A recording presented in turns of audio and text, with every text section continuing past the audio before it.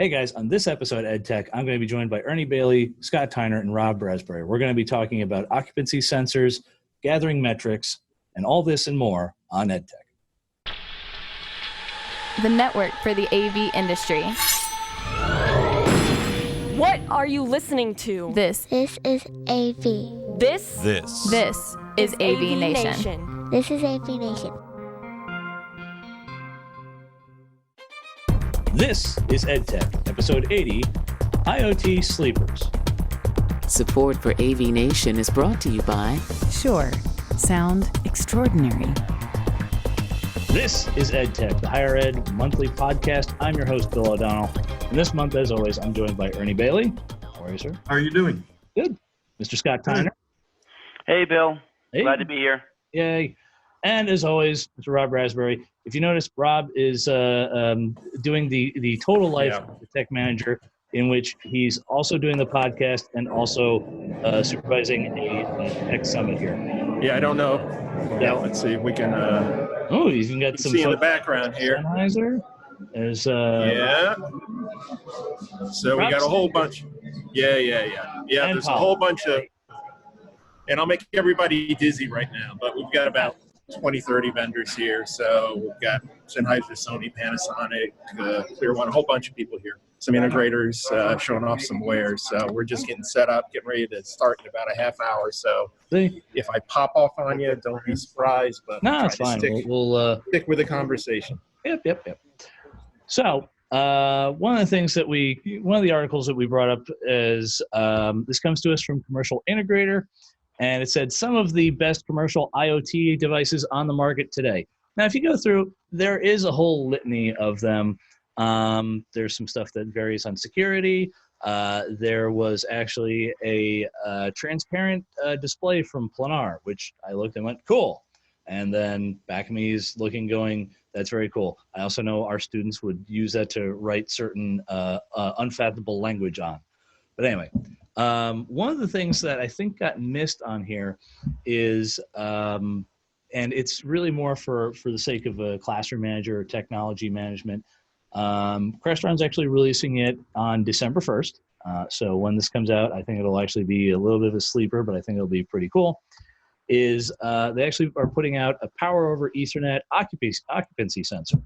Now, is that really like that big of a shakeup? Yes and no. Occupancy sensors have been around for quite a while. A lot of times they're used in lighting systems. Lutron has a bunch of them and everything else. But a lot of times you usually have to wire power to the thing, and you usually have to wire some sort of, has to get wired to the I/O on a control processor of some sort. This is just a network device. And then you can just have your network folks drop it in, and then just, as long as you know the MAC address, you can just route it back to whichever, whether you want it to go back to your control processor, or if you just want to route it back to whatever your management software is. So, as I say, Ernie, have you guys been starting to use this or look at this a little more? Well, we've looked at it. Obviously, we haven't used it yet since it's not shipping. Yeah. But it is something we are interested in. We put occupancy sensors. That's the hardest phrase in our industry to say, I believe. But we do put them in every room. And we're working with some new monitoring and fusion software and automatic ticket generation and stuff like that. Mm-hmm. And one thing I've asked our programmers to look at is, when we get an error message, generated by a device in the room, mm-hmm. Can we check one to see if the room is occupied? Mm-hmm. Was it just a network hiccup, or is there somebody in the room? And also at the same time, look at our scheduling software. Is the room scheduled for an event? Is there an event taking place in the room mm-hmm. when we get the error message? And it can escalate the ticket automatically to the tech, let them know that this is a right now, not a when you get to it. Yeah, the thing that we've been looking at is one, we actually just upgraded our room scheduling software, which for us was CollegeNet now, or 25 Live or Live 25. Right. Anyways, but one of the big things that we're trying to integrate with this stuff and it's in the same boat as you put it, Ernie, and that is we want to see if the room's being occupied, mostly so that when we do any kind of maintenance or any kind of, oh, let me go check up on this, or, a lot of times our programmer will go and, do like he's gotten it down to where the entire building is set up like this. I've updated the programming for the touch panel, updated the programming for the processor. Let me go check the stuff out. And it's literally just an added, I can go into this room. And, yeah, you're right. It's in the realm of whether it's scheduled or not. It's one of those things I think later on, I'm sure our capital plans or management folk are eventually going to want to see these things, mostly because for us, we've been using Solstice for a bit, and we finally got Kepler up and running. And for them, they suddenly got interested because they're like, oh, we have more metrics / demographic data that we can get on our students. Now, it should be noted with Solstice and Kepler and everything, it doesn't give away PII information. At most, it's oh, this person's using Mac, this person's using Android, that kind of thing. This is the next discussion on Scott's article, right? Oh. How much data is your school mining? See, as I say, true, but in Scott's case, he doesn't have to worry about HIPAA laws yet. No, that makes it more fun. No, well, once again. But no, like I said, there's certain things that I don't always think, folks are going to light up on fire and say, oh my gosh, this is the greatest thing ever. But it does make life easier. And, these are the little things that you stick in rooms that nobody knows about, but can really change the way the room works for the user. There's these little tools and tricks that we have. Everybody wants to walk in a room and just have it work. And these are some of the little tools and tricks that we have to make it work. And when you put it on Ethernet, it just becomes that much more powerful and accessible to people across campus for various means. I mean, I would think security departments would be interested in occupancy sensors and motion detectors and the like as well. Yeah. The one of the other things that we've also put in, and it's been around for quite a while, so this is not like a new hotbed item or anything like that. But if you have divisible rooms, there's the partition sensor. Like Crestron literally makes a partition sensor. Is it world changing? No, it's literally an electric eye, but it's CrestNet based. So as long as you set the ID, here you go, and you can actually set conditional logic with it. And right. For us, Bill, actually, that was an amazing one for me because I'm sorry to say, just recently heard about this because we'd never used it before. But we have a divisible room on campus, and we hate it because if it gets opened up, you either have to turn off the speakers or turn on the speakers, and people forget to do so, and so it's closed, and people are talking in one room, and it's coming out the other room, or they do the opposite, and they're recording in one room, but all the voices from the other room are getting put on the recording, and so headache after headache after headache. Well, all of a sudden, this tiny little partition sensor just takes those all away. Yeah, and just boom, we just fixed years of problems by installing this little device. We did that in one of our larger divisible classrooms. It seats 80 in each half or 160 combined. We have a single control system in the room and 8 wireless microphones for them to carry around, ask questions, or for presentations. We've got it set where as soon as the divider finishes its path, the mics are split, 4 on each half. Mm-hmm. And we've got a little Crestron manual touch panel where they can be reassigned by a technician in a locked closet. But all you got to do is walk in and punch a few buttons, and it automatically lights up and tells him what's assigned where. Of course, we can do it remotely, but sometimes the instructor you want to make sure the instructor has the one in his hand that you're assigning. Mm-hmm.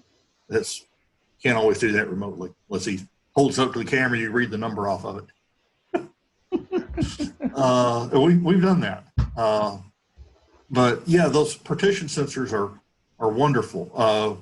We've got some rooms we're getting ready to deploy these out in.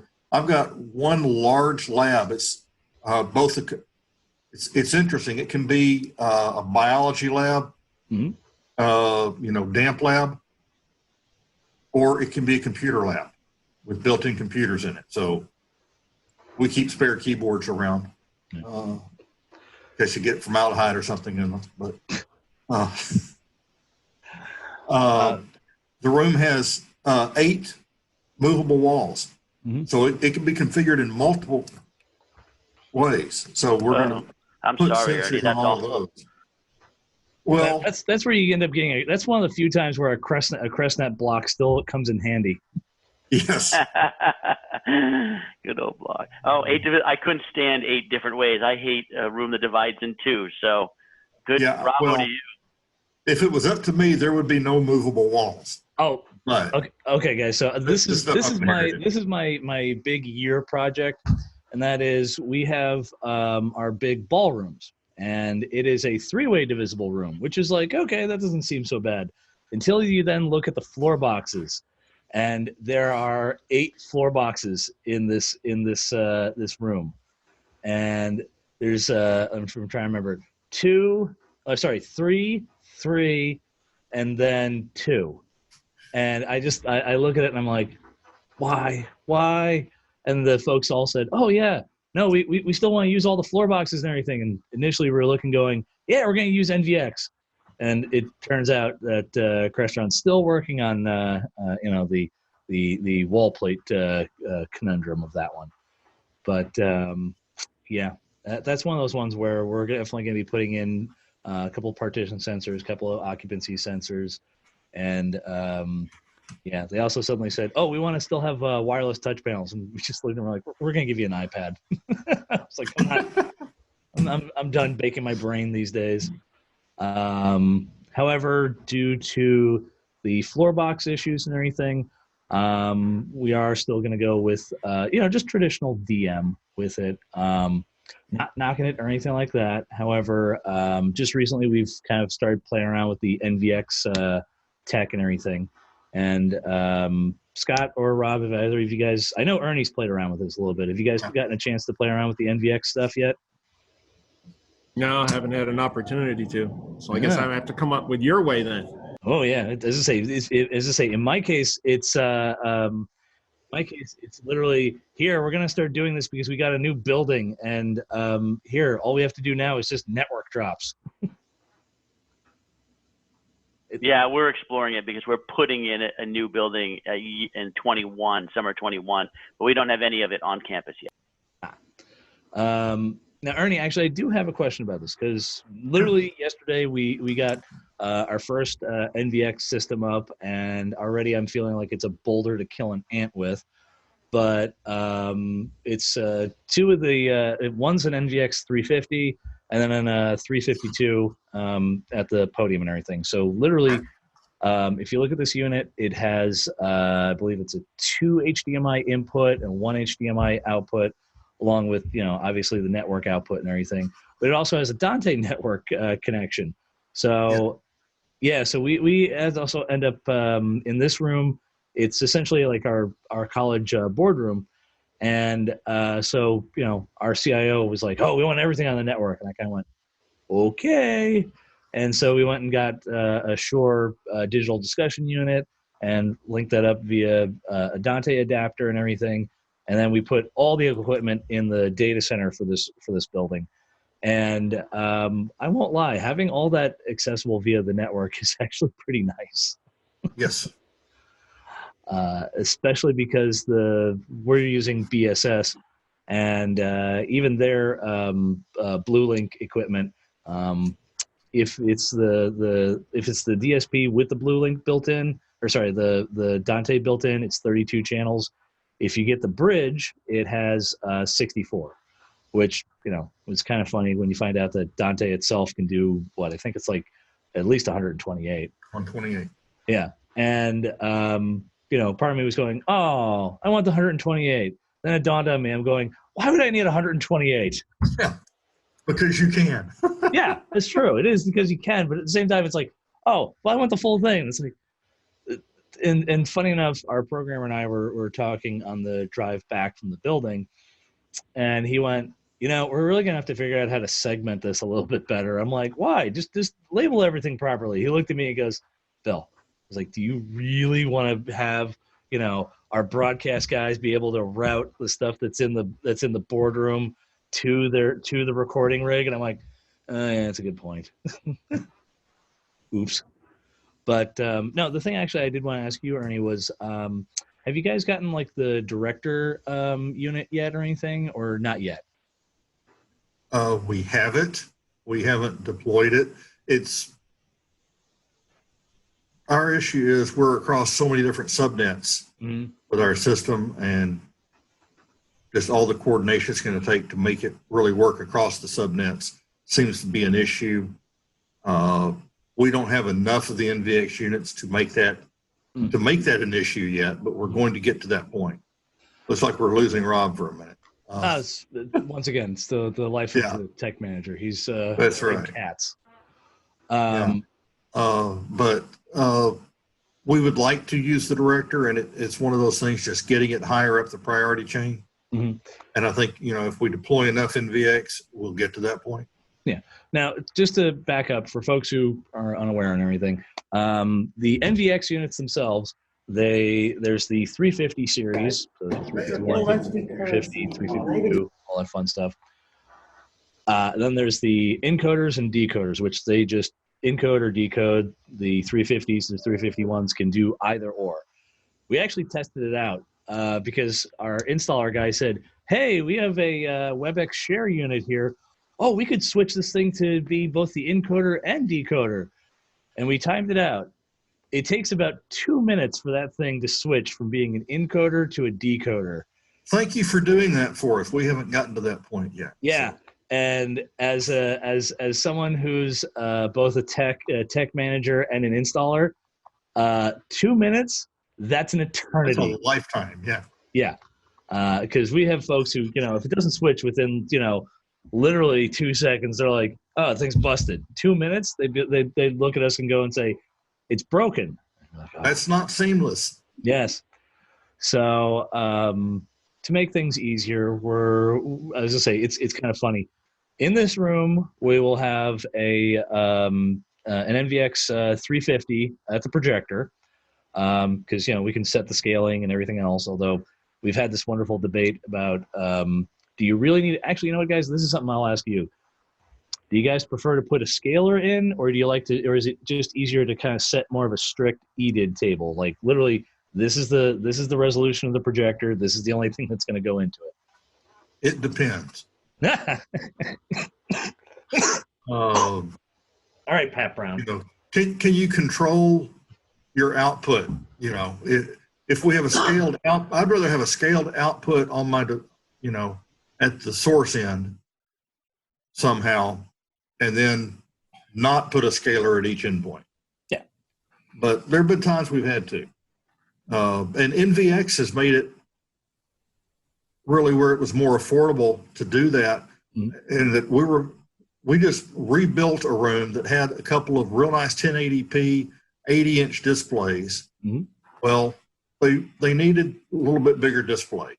I mean, they were just a hair bit small. It was a radiology conference room, and they also really needed 4K for their main displays. We were converting the room over to video conferencing. So we took their two 80s that were, just like 4 or 5 years old in real good shape, made those confidence monitors for video conferencing, put them on the back wall, put new 86-inch 4K monitors up at the front for the main room displays.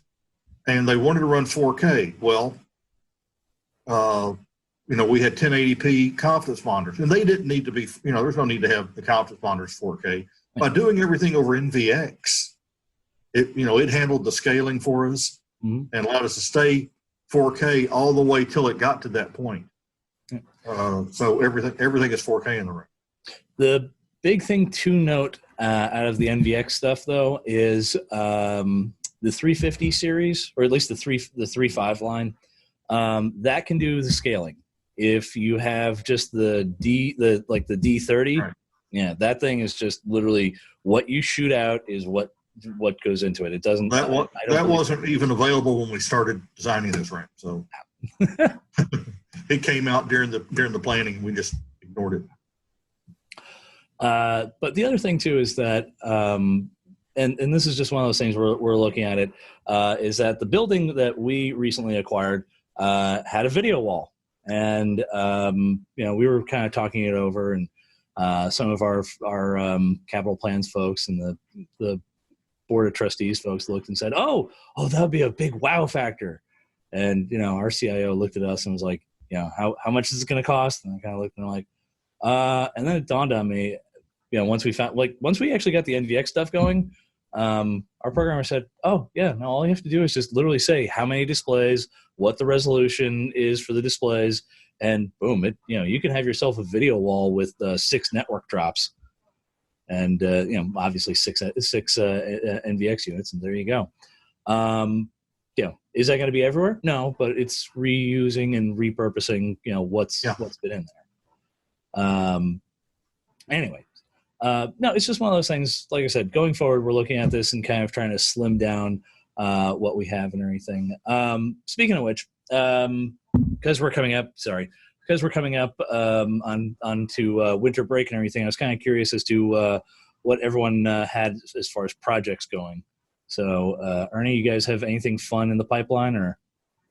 Well, our biggest project over the winter break is really for August, in that we're adding video conferencing and heavily upgrading our active learning center. We're going to connect it to one that's a 3-hour drive apart, make them into one active learning center with single program running both sides, audio, video, mics on every table, which we've been using pass around mics.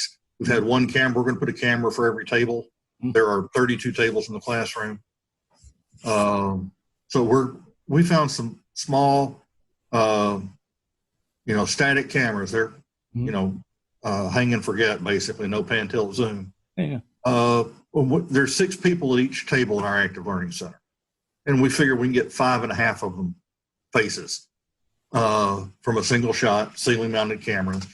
But we're going to go in and do the hardware upgrade, or the hardware add. We're going to put mics on the tables, new speakers over the tables, hang the cameras. There's not going to be a wire connected to any of these at this point. But this way, when semester ends in middle May, we can go in, we can have that done. Wiring team shows up on day 1. Programmer has all spring semester to program it, and then we can get that done. And then as soon as we finish the one in Little Rock, we'll go to our Fayetteville site and do that one. The spring break, we're going to do, it's much smaller. It's 8 tables instead of 32. So we figure over the spring break week, we can go in, having already done one hardware install, do it up there over spring break. And then once again, their wiring team can be wiring, and then our programmer will be ready to move up there and finish things out. And we can get 2 rooms done with our small team over the summer. So that's what we're going to do, and as well as review some other rooms and things like that. But no, that'll be the major work. Oh, fair enough. Rob, as I say, you guys have anything in the pipeline aside from the controlled chaos that's behind you? Yeah. Besides that, so I mean, we mentioned one of our auditoriums, I guess, during the break is going to be upgraded. Projector, we're putting in 2 video cameras, assisted listening devices. I believe we're going with a immersive pod, and so basically, it's just a general AV upgrade to an auditorium that hadn't been touched in a very long time. And what was interesting about the project, and maybe you guys have run into this, is we originally had a certain amount allocated for it, and then they wanted to do electrical and lighting upgrades. And so we put the quotes out, and one of the quotes coming back for changing the lighting ended up being more than what the entire project was allocated for. It was just astounding to me, the amount, when you put the AV technology aside and go a little over on the other side with the electrical and the lighting, it's just, I was like floored. So needless to say, we're not doing that part of it. Yeah. But so this is a 200-seat auditorium, and we're just upgrading the AV on it, getting a Dante put in there. It's our first one in our department, and on a separate land. So it should be a pretty smooth going, simple but exciting. Now, Rob, I do have a question for you, and this is kind of one of those the wonderful world of ADA compliance and everything. Are you guys doing just your traditional, like the RF headset unit? Or are you guys doing I think both Listen and Williams Sound or Williams AV is going the route of you need Listen. Okay, literally here's a hardware pod that you can download, that you can literally download the app and you can then listen. You can kind of pick the channel. If anything, Ernie actually showed this to me. Oh geez, I want to think about this. I think 2 years ago, Williams AV came up with at least a kind of a baseline of this unit, and they've managed to streamline it down to it's almost a quarter rack unit little device. So I believe we're just going with the old RF. I have to take a look at the spec on it. It's pretty simple. It's only 12 units. We're not doing anything too complicated. So, but as far as being able to, now you said you download the app and then you decide the channel that you're going to actually use to listen it.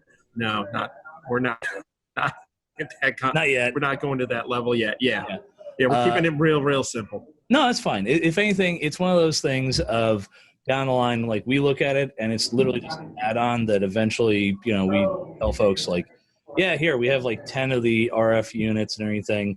Have 10 people ever requested that? No, but at the same time, everyone has one of these.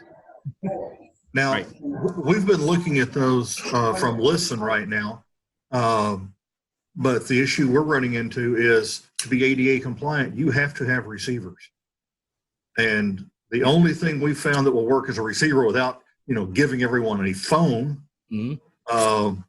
is iPods are still available. You can still buy an iPod and they're Wi-Fi and they will work with these. So, and they're about the same price as a Listener Williams RF receiver. So we're looking at putting these in a couple of places right now, and then we'd like to eventually roll our old RF units into that. I can understand that one. Once again, Mr. Scott, we're not leaving out. What's the fun to do?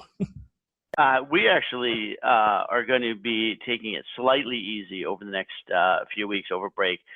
We had an extremely busy summer.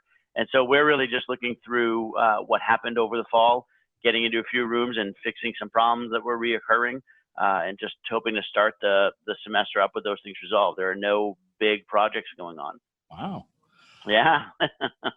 For us, it's a combo of things. And I'll just keep it to this. One, we're going to be upgrading one classroom because originally we were going to do two. But our Student Success Center, also formerly known as the Tutoring Center, suddenly wants to have a satellite enrichment center, literally within the dorm space and everything. Okay, sure, fine, whatever. And then the other one is us swapping out 3 Christie projectors that I swear were installed when I was still a tech. So circa 2007, I think. And literally the big reason that we're swapping those out is because Christy literally said we're not manufacturing that lamp anymore, so we have to move on. But from that, we're actually switching over to Epson. We're probably going to be switching over to Epson and everything. So, anyways, it's one of those things where we're going to be swapping it out. But it's the first time in a good while I'll have to hop into a genie lift and everything. So fun. Oh yeah, this is 20 feet up in the air. So. Once again, hope I'm not afraid of heights, or am I? I got to tell you a story one day about a genie lift in our gym. We were actually putting in a projector elevator, and we hired somebody to do it because we weren't able to do it. And the lift that they used wasn't powerful enough to get it up with people on it. So this is a true story. This guy, and I had to leave because I couldn't watch this, started the lift going, and then started climbing up the lift after it had started going because it couldn't lift with him on it. And so he's literally climbing up along the scissors of the lift as the thing is going up in the air. And I was like, I will get in trouble if I know this is going on, so I'm just going to leave now. I'm pretty sure there was an OSHA manual that burst into flames. We had a similar situation, Scott. We were putting up a 90-inch display, and the display was heavy. It's going to take 2 people to handle it. Well, the lift wouldn't handle 2 people in the display going up. So the smaller guy rode up with the display. The other guy put a ladder beside it, climbed up the ladder, got in the basket when it got to the top, and mounted it, and then came back down the ladder before they lowered it. And I mean, I wasn't there to see this, of course, because I would have really had to say something afterwards. Is that when they got up there, of course, the lift extended beyond the basket, right? So the guys had to sit on the edge of the basket to make the connections, and I have no idea how everybody survived that install. I'm just pleading the fifth. That's it. I'm pleading the fifth. Fair enough. As I say, once again, this is a matter of public record. We don't want Rob having to explain this to OSHA. Anyways, we've kind of hit the end of our time here, guys. Once again, thank everyone for coming. Mr. Ernie Bailey, where can folks find you at? You can usually find me on LinkedIn. Oh, there we go. Scott, where can the fine folks find you at? Usually on Twitter at @STyner. There we go. And Mr. Raspberry? LinkedIn. It's a place to be. There we go. And you can find me on Twitter and usually at LinkedIn. Once again, this has been EDTech, a monthly higher ed tech podcast. Once again, EDTech, part of the AVNation